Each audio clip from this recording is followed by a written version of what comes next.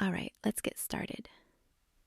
So, to understand any type of quantum computing or quantum sensing, it is essential to understand Rabi oscillations. Just to give you a glimpse, Rabi oscillations are when two quantum states are driven such that the probability of an electron occupying either state oscillates. To understand this phenomena, known as dressing, we need to first examine our system when the microwaves are not getting to the diamond. Physicists call this the non-interacting picture. In the non-interacting picture, we realize that there may exist a difference in frequency between the microwaves we apply and the exact difference in energy levels between the +1 and -1 spin states. We call this difference in frequency and also energy the detuning. Now, this detuning is just the raw difference in energy between our microwaves and the +1 and -1 qubit. We can call it a qubit or quantum bit for right now to make it easier. It's important to remember that this was all in the non-interacting picture. Now let's go to the interacting picture by letting the microwaves go to our qubit.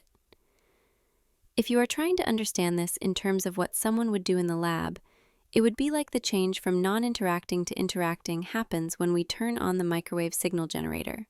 Obviously, this is assuming that everything is connected, and once you turn it on, the microwaves go to the qubit. In the interacting picture, something pretty crazy happens. The difference in quantized energy between our microwaves and the qubit increases. Physicists call this the Otler-Towns effect or the AC Stark shift. Anyways, the difference in energy now becomes related to both the detuning and the power of the microwaves we are applying. You can think of it like applying higher microwave powers at the same frequency would increase the energy difference. We refer to these states as dressed states. We will explore the math of precisely what the difference in energy between the dressed states are in a later video. For now, you can think of the dressed states as being nothing new. They are just linear combinations of our original basis states. And to remind y'all, our original basis states were just this and this. I know it sounds weird, but we can call the microwave a basis state because in the interacting picture, it is actually the ground state of the atom plus the microwave energy.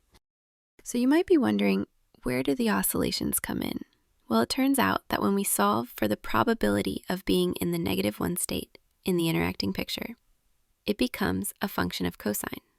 And what specifically is the argument or frequency of that cosine function?